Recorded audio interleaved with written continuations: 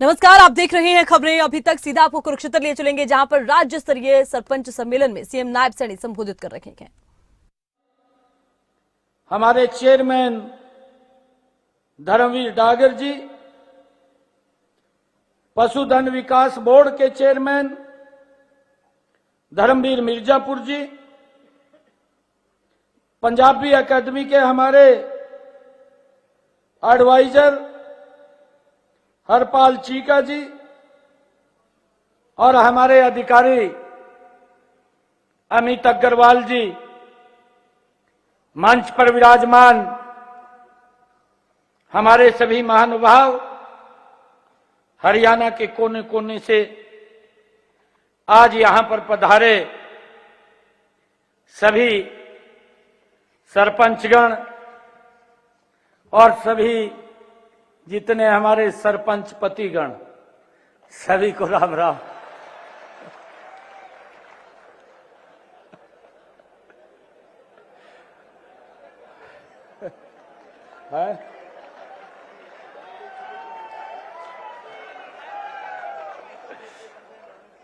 है जी। सुनीता जी कह रही है कि 50% हमारी बहनें यहां होनी चाहिए थी। मैं सभी को आज बहुत बहुत बधाई और शुभकामनाएं देता हूं। आज इस धर्म नगरी कुरुक्षेत्र की पावन धरा पर आयोजित पंचायती राज विभाग के द्वारा इस सरपंच सम्मेलन में मुझे आकर के बहुत खुशी का अनुभव हो रहा है।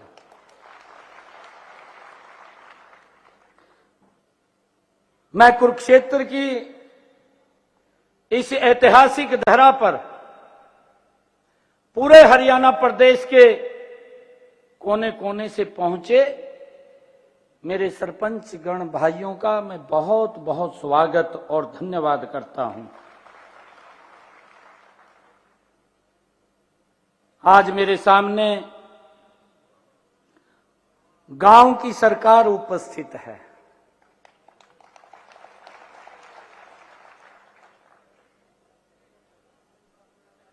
सरपंच एक इस लोकतंत्र की वो कड़ी है। हम भी सरपंच हैं, इधर बैठे हैं, आप भी सरपंच हैं।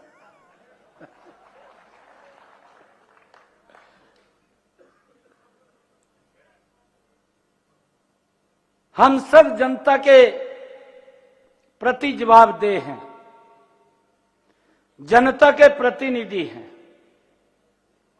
इस लोकतंत्र में चुनाव होता है।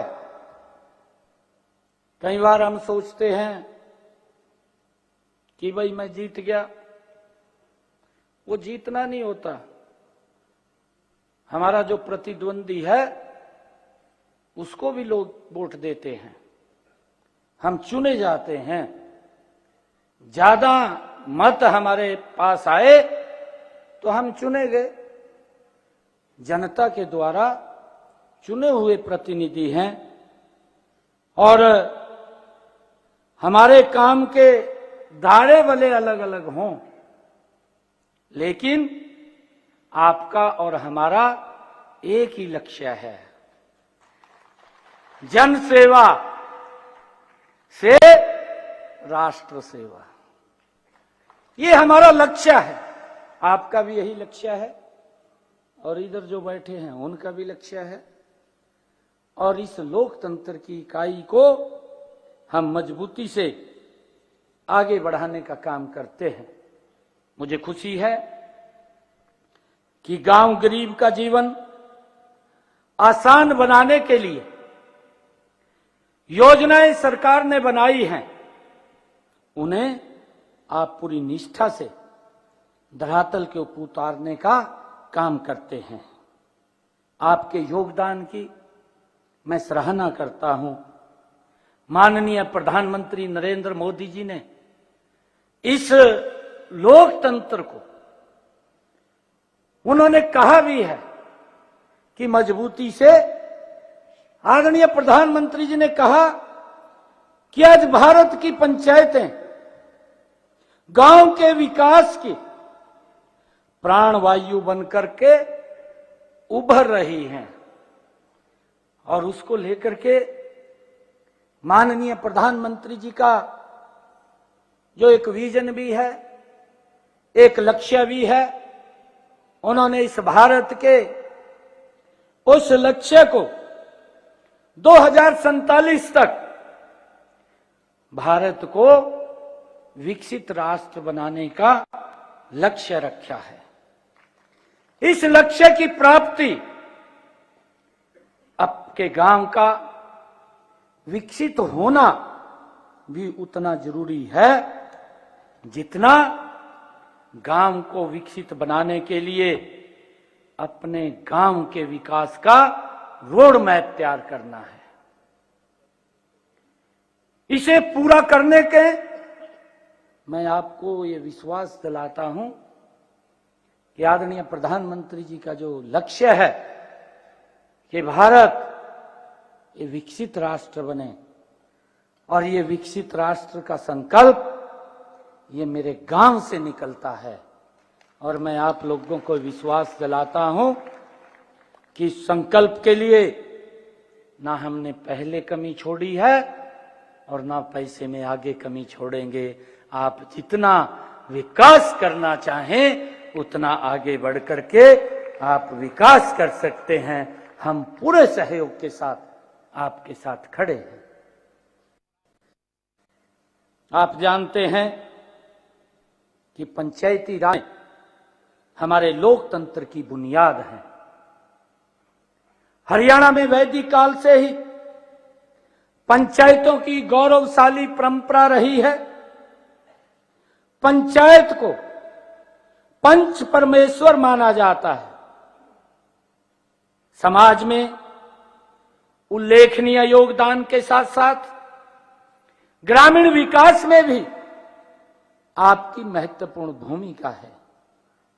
आज आपको यह संकल्प लेना है कि हम अपनी समृद्ध पंचायती परंपरा को आगे बढ़ाने का निरंतर कार्य करते रहेंगे। हमने यह अच्छी तरह से अनुभव कर लिया है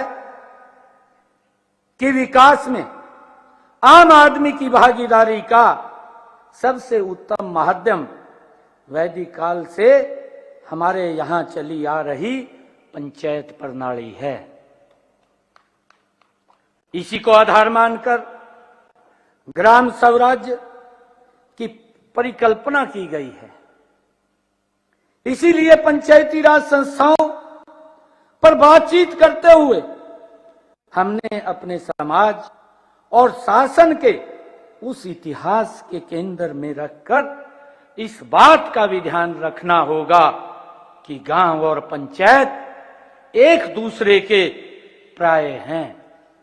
जहां गांव है वहां पंचायत भी अवश्य है, विद्यमान है, और पंचायत के बिना गांव का कोई अस्तित्व नहीं है। ये हमारी लोकतंत्र की ये प्रणाली है। हमने सबसे पहले जो हमारी सरकार ने आकर के इसके अंदर सुधार किए हैं, एक जबरदस्त सुधार किए हैं।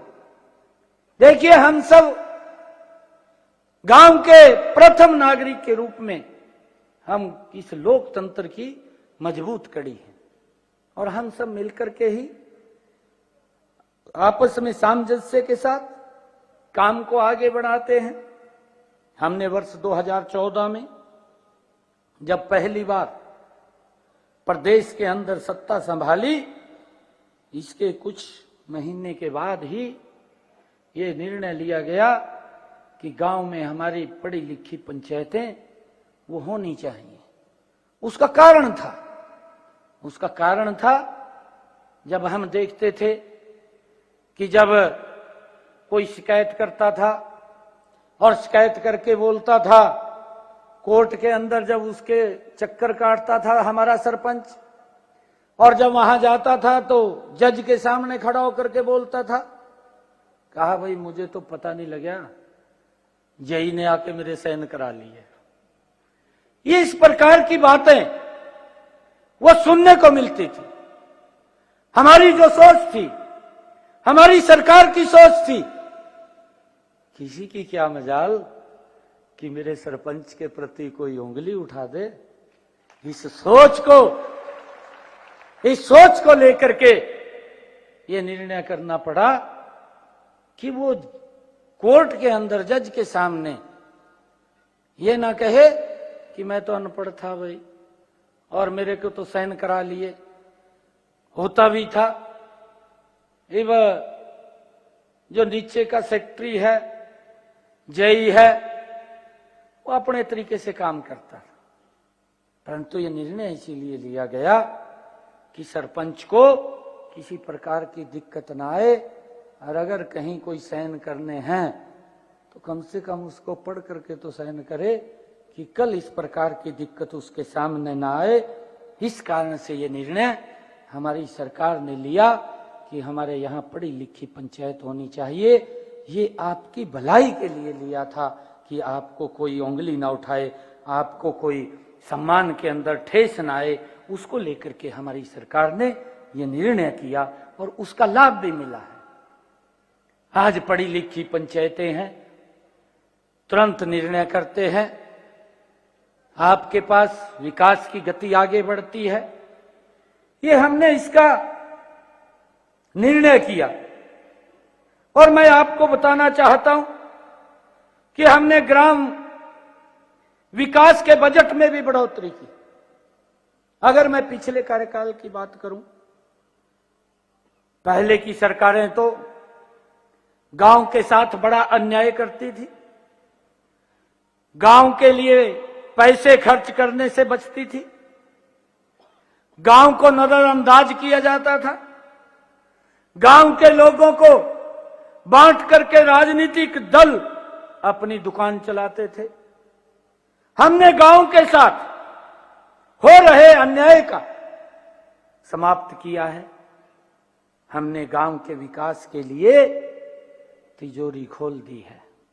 मैं आपको बताना भी चाहूंगा, 2014 से पहले हम अगर ध्यान करें, 2014 से पहले पंचायतों के लिए राज्य वित्त आयोग का अनुदान वो 600 करोड़ रुपए था। 7,500 पंचायतें, 600 करोड़ रुपया विकास के लिए पंचायतों को दिया जाना, यह गांव के लिए अन्याय था। गांव विकास की गति के ऊपर आगे नहीं बढ़ सकता था। परंतु इस सिस्टम को बदला, और इस सिस्टम को बदल करके मैं धन्यवाद देना चाहूंगा अटल बिहारी वाजपेयी जी को, मैं धन्यवाद देना चाहूंगा नरेंद्र मोदी जी को।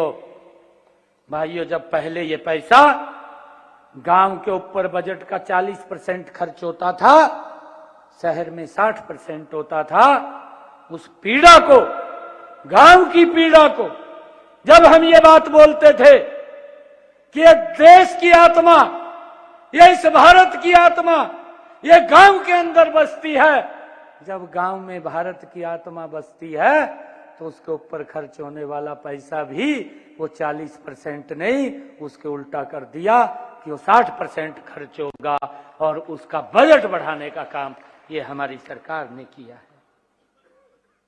जब मैं ये देखता हूं कि माननीय प्रधानमंत्री जी ने, आदरणीय नरेंद्र मोदी जी ने, जो हमारा वित्त आयोग है, उस वित्त आयोग को हरियाणा के अंदर जो दी जाने वाली अनुदान राशि है उसको बढ़ा करके, ये पहले तो जो मैंने आपको बताया है कि 600 करोड़ रुपए थी, परंतु जब 2014 के बाद ये राशि बढ़ा करके हमने 2,968 करोड़ रुपया ये गांव के विकास के लिए वित्त आयोग के अंदर इसका प्रावधान किया है। यही नहीं, हमने इस वित्त वर्ष के बजट में भी ग्रामीण क्षेत्रों के विकास के लिए 7,276 करोड़ रुपया आवंटित किया है। जबकि हमारे से पहले की सरकारें, अगर हम 2013-14 की बात करें, मात्र 1898 करोड़ रुपया की राशि आवंटित थी, 1898 करोड़ रुपए की। और आज नरेंद्र मोदी जी ने उसको बढ़ा करके 7,276 करोड़ रुपया ये ग्रामीण विकास के लिए ये बजट का आवंटन किया है।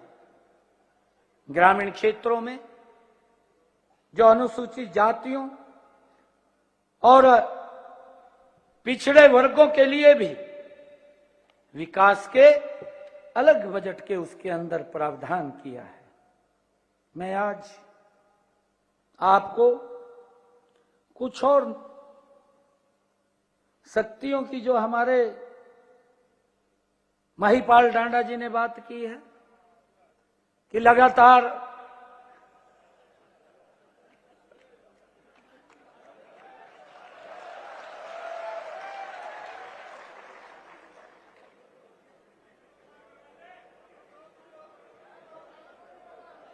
मैं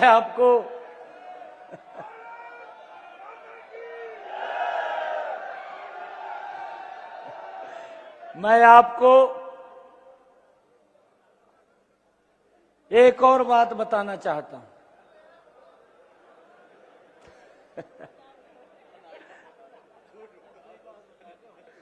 नहीं, सच्चाई बता रहा हूं।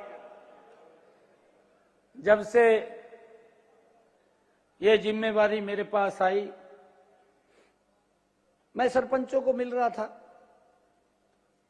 कोई भी सरपंच ने अगर ये कह दिया भी यहां मिलना है, मैं कहा, आजा भाई। मैंने किसी को जवाब नहीं दिया। अगर कोई भी सरपंच, इतने बैठे हैं यहां, पूरे प्रदेश का सरपंच ये नहीं कह सकता भी मुख्यमंत्री को हमने टाइम के लिए कहा दिया दी। मैंने तुरंत जल्दी बुला लिया, मैं कहा, जो भाई। और ये अब की बात नहीं है, आगे भी अगर आपको मेरी कभी जरूरत पड़ेगी, 24 घंटे दरवाजे खुले हैं, आप कभी भी आ सकते हैं।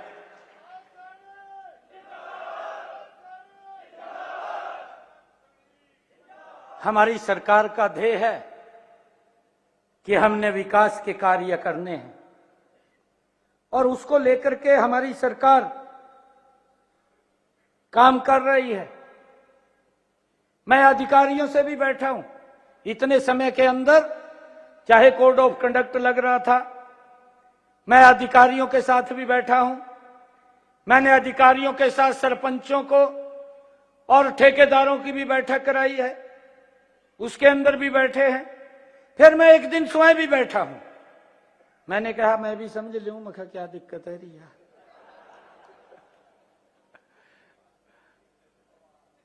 परंतु उसके अंदर से जो मुझे निकल करके आया, जो आदरणीय मनोहर लाल जी की जो सोच थी, जो मैंने आपको कहा है, उनकी एक ही सोच थी कि मेरे सरपंच के प्रति कोई भी उंगली न उठाए। अगर कई बार अधिकारी ये बात बोलता था तो अधिकारी की जवाबदेही होनी चाहिए। परंतु आज आप सबकी उस बात को, क्योंकि अलग अलग समय पर आप लोग भी बैठते रहे हैं, उसको 5 किया। आपकी तरफ से आया कि 10 करो।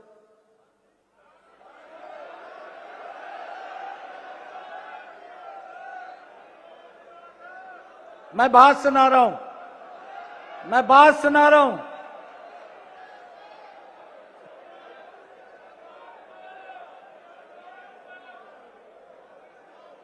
फिर हमारे सरपंच साहब बैठे हैं मंच के ऊपर, वो भी साथ थे।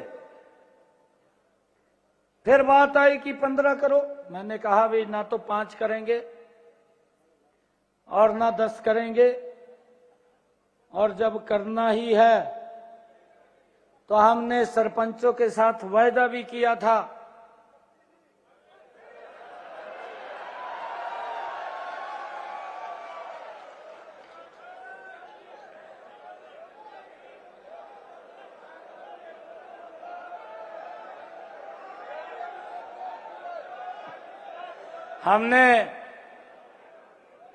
हमने सरपंचों के साथ आपकी समस्या को समझा है, ऐसा नहीं है। और आने वाले समय के अंदर आज मैं कई इसके सुधार करने वाला हूं। हमने कहा है कि हम पूरा सुधार करेंगे, आप सुनना, एक एक बात को सुनना। परंतु मैं सबसे पहले, फिर अंत में ये बात आई कि भाई इसको पूरा कर दो जो पीछे चल रहा था। परंतु मैंने एक निर्णय लिया है, क्योंकि हमारी संस्कृति है, हमारे संस्कार भी हैं। हमने ये निर्णय लिया है कि सरपंच अब अपनी मर्जी से 21 लाख रुपए के काम करा सकते हैं।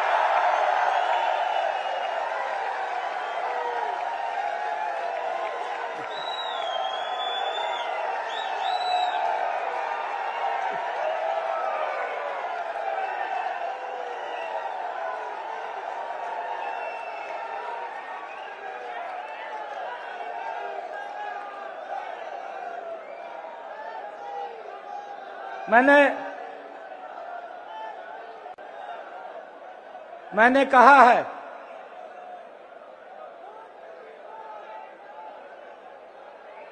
मैंने अधिकारियों को भी कहा था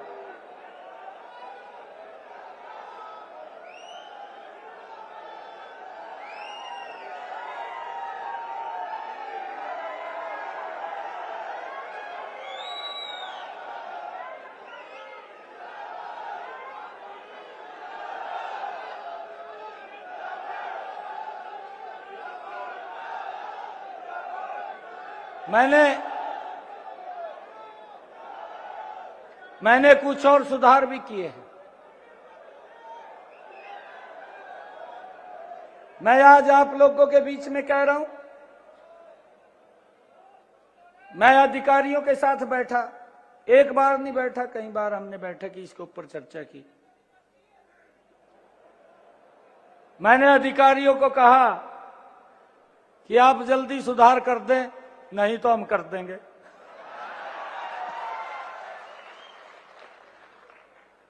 तो आज कर दिया। ये आप लोगों की भावनाएं थी। और मैं आपको और भी बताना चाहता हूं कि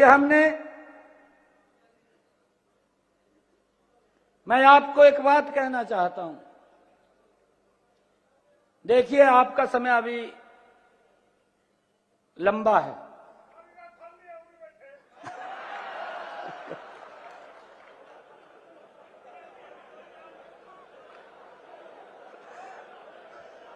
परंतु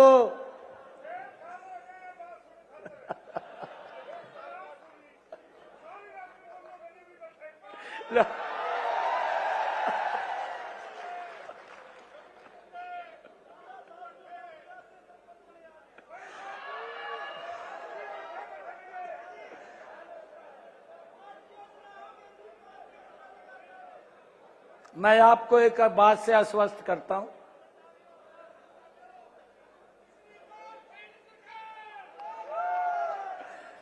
मैं आपको एक बात से आश्वस्त करता हूं, क्योंकि कोड ऑफ कंडक्ट लगने में 2 महीने बकाया है। आप मजबूती से अपना एस्टीमेट बनाएं, पैसे की कोई कमी नहीं है। मैं फिर कह रहा हूं आपको,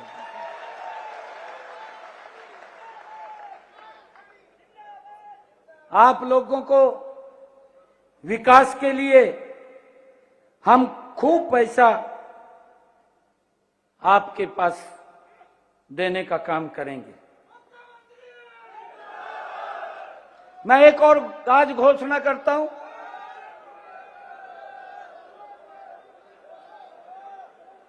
आज एक और घोषणा करता हूं कि हम सब के सामने एक और बड़ी समस्या आती थी। कोई आप विकास के काम कर रहे हैं, आपने वहां पर मिट्टी का भर्त करना है।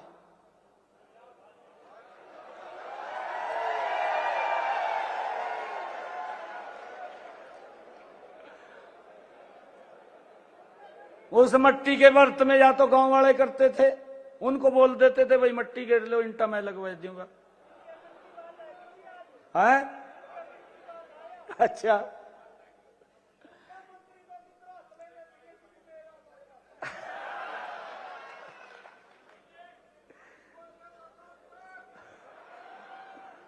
हमने आज ये निर्णय किया है कि आप अगर मिट्टी की उस भर्त के लागत का एस्टीमेट अलग से बनाएंगे, वो भी सरकार देगी।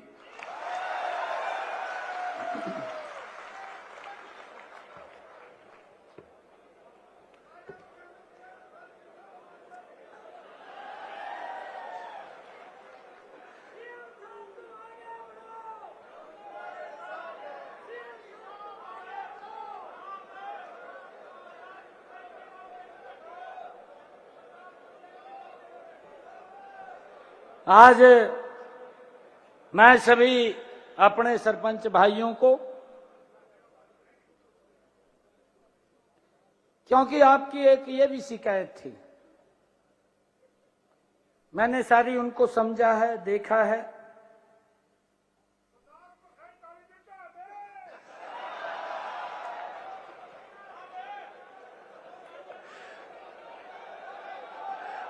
मेरी बात सुनो।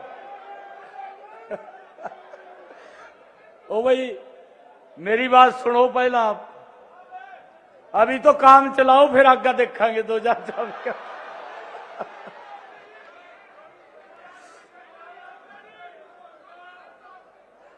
मैं एक और मैं 1 मिनट जी, मैं बता दूं आपको, मैं भी बता रहा हूं ना, बता रहा हूं, बैठ जा। जो समस्या आती थी,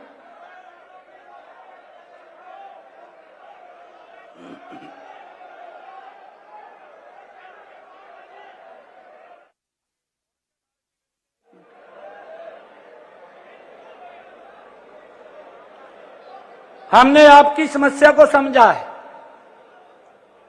और समझ करके उसका निर्णय किया है।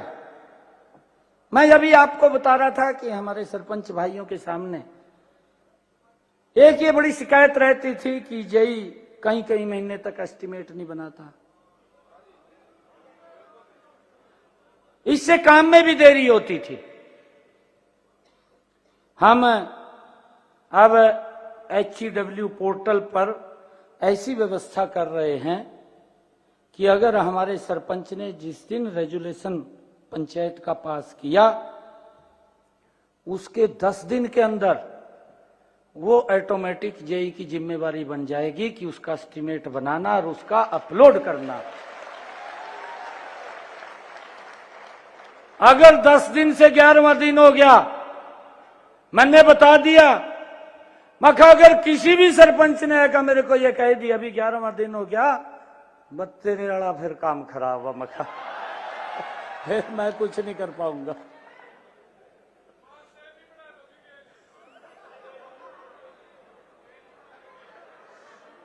हमने एक और निर्णय किया है, जो चर्चा हमारे मंत्री जी ने की थी। हमने ये निर्णय किया है कि हमारे सरपंच को काम के लिए बाहर जाना पड़ता है, पंचायत के काम होते हैं, कुछ और भी कार्य होते हैं, उसका गाड़ी का या टैक्सी का आप लोग लेकर के जाएं तो उसका आप 16 रुपए किलोमीटर के प्रति क्लेम कर सकते हैं। और ये टीए क्लेम आप वीडियो को ही दे सकते हैं, आपको कहीं और जाने की जरूरत नहीं, वहीं से क्लेम होगा और उसको स्वीकृति मिल जाएगी। ये निर्णय भी हमने किया है।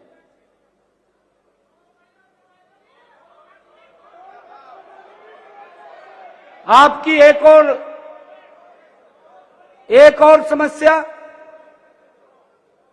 आपकी एक और समस्या,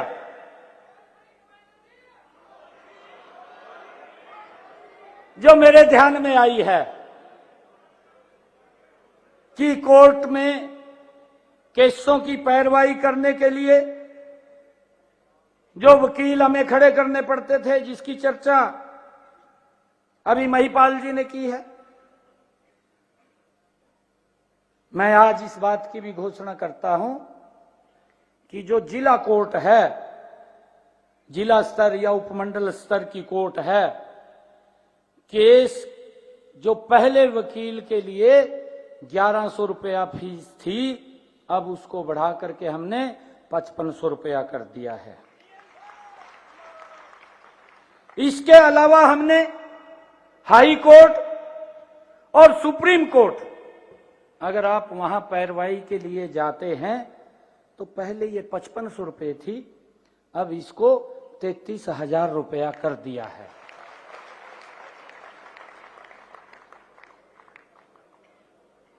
हमने ये भी निर्णय लिया है कि जो राज्य स्तरीय कार्यक्रम है, इब गांव में कार्यक्रम होता था, गांव के अंदर कार्यक्रम हो रहा, राज्य स्तरीय सरपंच को पूछते नहीं थे। हमने उस प्रोटोकॉल के अंदर सरपंच को भी ला करके खड़ा कर दिया है कि अगर गांव में कार्यक्रम हो रहा है तो उसका स्थान एसपी और डीसी के साथ होगा।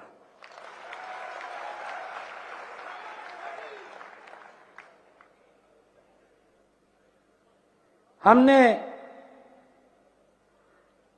ब्लॉक समिति का चेयरमैन है, उसको एडीसी सीजीएम के प्रोटोकॉल के बराबर रखा है।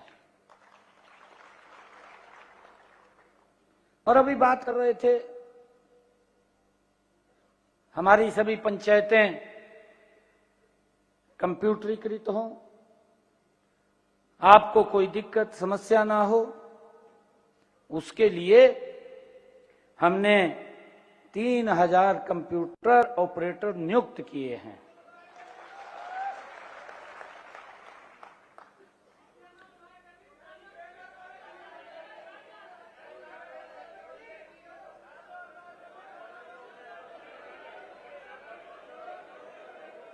आपकी कोई बात है अलग से मेरे से मिलना।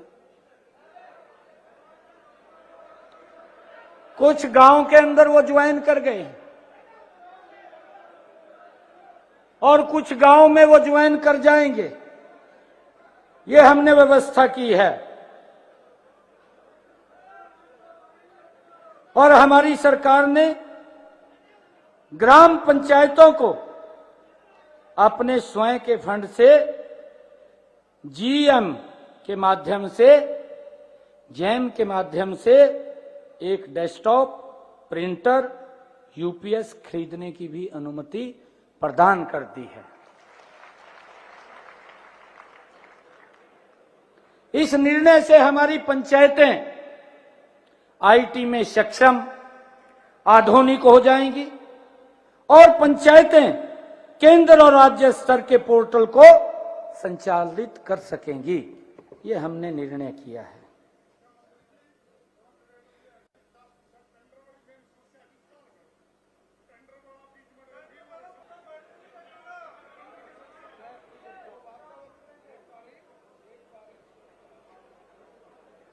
सरपंचों को एक और समस्या ये आ रही थी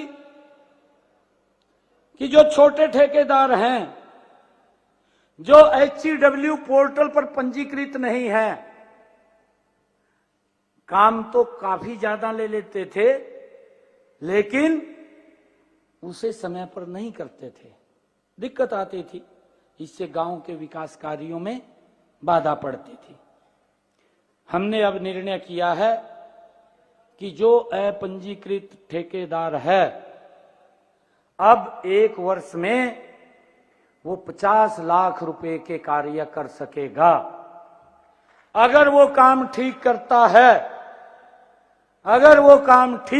है, और उसकी रिपोर्ट ठीक आएगी, वो पैरामीटर पे पूरा उतरेगा, तो उसके आगे 1 करोड़ रुपए के कार्य भी देने का निर्णय हमने किया है। इस समय जो पंचायत के खाते में ग्रांट की राशि जाते ही सरपंच के मोबाइल पर एसएमएस आ जाता है, आता है नहीं आता?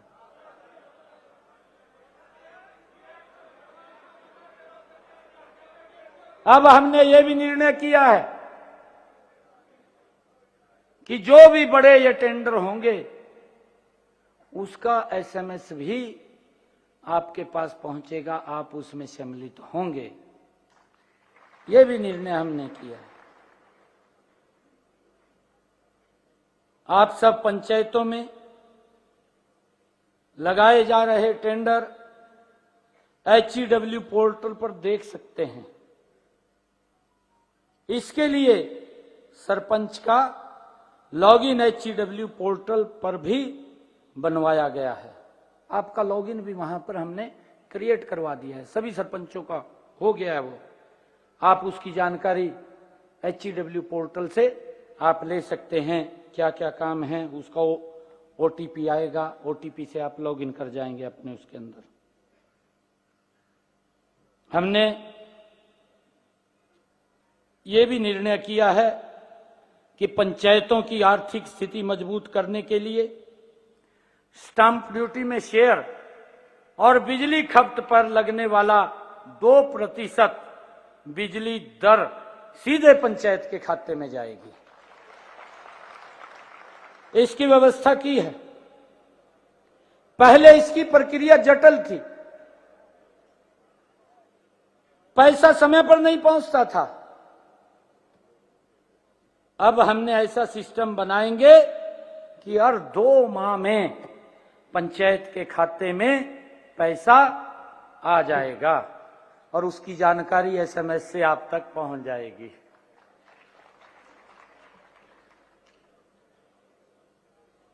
वित्त वर्ष 2024-25 में अब तक स्टाम्प ड्यूटी का शेयर 143 करोड़ रुपया एकत्र हुआ है।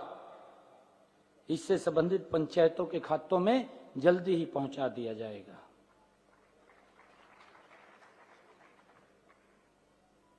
दो प्रतिशत जो बिजली का था 157 करोड़ रुपया, वो हमने पिछले दिनों में आपके पास भेजा है। अब हमने एक और निर्णय किया है कि गांव में पेयजल व्यवस्था का काम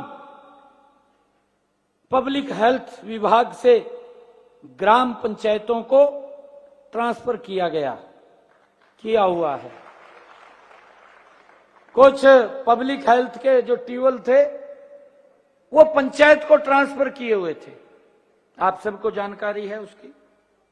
अनेक ग्राम पंचायतों की आय सीमित है और वे इस काम को, कोई अगर दिक्कत कोई खराबी आ जाती थी, गांव पंचायत करवाने में उसमें दिक्कत महसूस करती थी।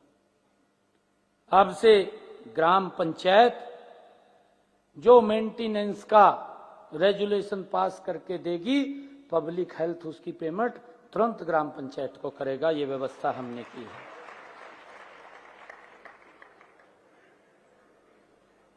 अभी ग्राम पंचायत द्वारा एक और निर्णय किया है कि ग्राम पंचायत के द्वारा स्वतंत्रता दिवस, गणतंत्र दिवस पर किए जाने वाले आयोजन या कोई विशिष्ट अतिथि, कोई मंत्री गांव में आता, उसके कार्यक्रम के लिए पंचायत फंड से जो खर्च करने का प्रावधान था वो 3000 रुपये था।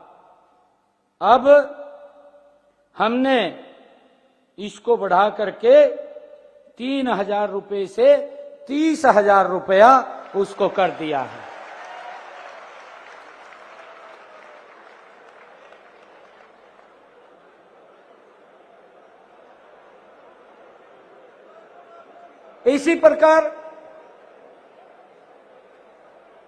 इसी प्रकार हमने राष्ट्रीय ध्वज खरीदने के लिए या राष्ट्रीय पर्व पर मिठाई बांटने के लिए, पंचायत की गतिविधियों के प्रचार करने इत्यादि पर खर्च की सीमा पहले 500 रुपए थी, 500 रुपए थी, अब इसको 5000 रुपया कर दिया है।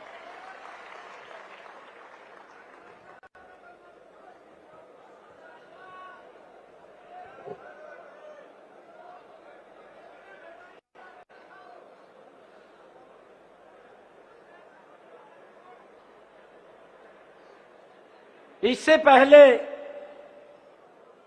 हमने आपको बड़ी प्रशासनिक और वित्तीय शक्तियां प्रदान की हैं।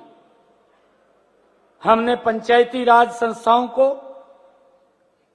10 प्रमुख विभागों का काम सौंपा हुआ है और विकास कार्यों के लिए ग्रांट की राशि सीधे ही पंचायतों के खाते में जमा कराई जाती है। इसके बारे में आप सब लोगों को मालूम है। सरपंच को यह शक्ति भी दी गई है कि वह ग्राम सचिव की एसीआर के ऊपर भी टिप्पणी कर सकता है।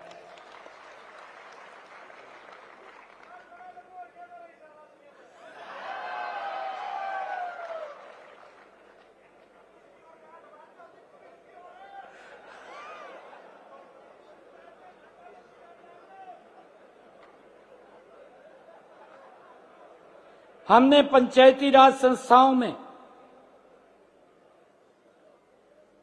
यह हरियाणा पहला राज्य है कि हमने पंचायती राज संस्थाओं में महिलाओं की 50% की भागीदारी की है। मैंने कहा है ना कि सरपंच पति,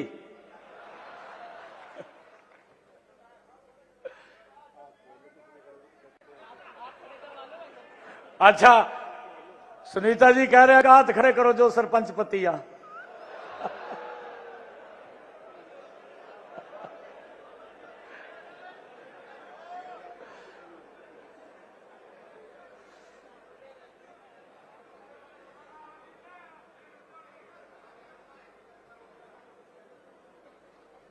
हमने राज्य वित्त आयोग व केंद्रीय वित्त आयोग का पैसा सीधे पंचायती राज संस्थाओं के खाते में देने का प्रावधान किया है। हमने यह प्रावधान भी किया है कि ग्राम सभा की साल में कम से कम 4 बैठकें आवश्यक हों, इतनी होनी चाहिए। हर बैठक में पूर्व निर्धारित एजेंडा वो होगा। इससे ग्रामीणों के विकास में गांववासियों की भागीदारी सशक्त होगी, मजबूत होगी। इसका भी निर्णय हमने किया है।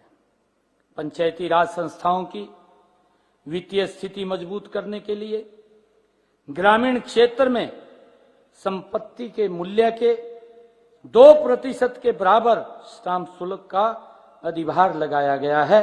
इससे एकत्र राजस्व 1% जिला परिषद व पंचायत समिति तथा शेष % ग्राम पंचायतों को दिया जाएगा।